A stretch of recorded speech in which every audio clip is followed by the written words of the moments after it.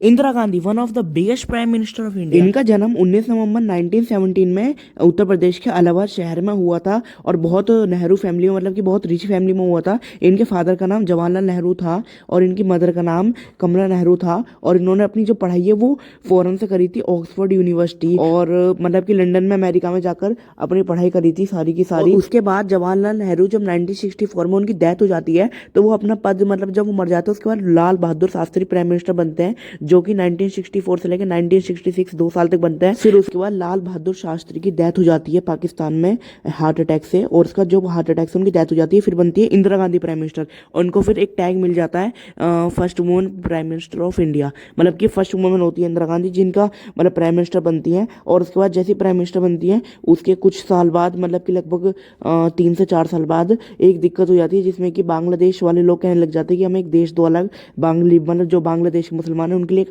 अलग देश देता है। बांग्लादेश लिबरेशन वॉर नाम की एक वॉर हो जाती है। फिर 1971 में इंदिरा गांधी बांग्लादेश दे देती हैं और फिर उसे देने के बाद 1975 में इंदिरा गांधी इमरजेंसी पीरियड लगा देती है, क्योंकि इंदिरा गांधी को लगता है कि मैं हारने वाली हूँ किसी कारण की वजह से।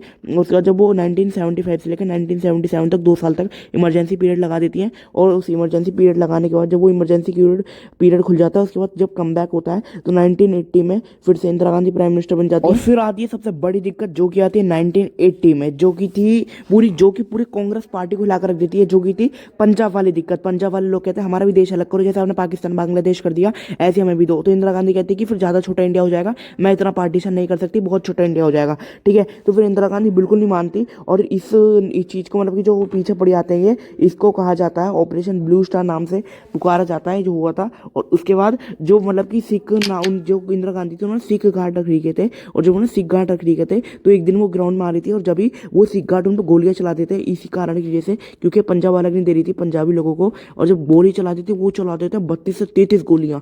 और जब इतनी गोलियां लगती है इंदिरा गांधी को तो वो 31 अक्टूबर 1984 को उनकी डेथ हो जाती है। और यहीं पे होता है the end of Indira Gandhi.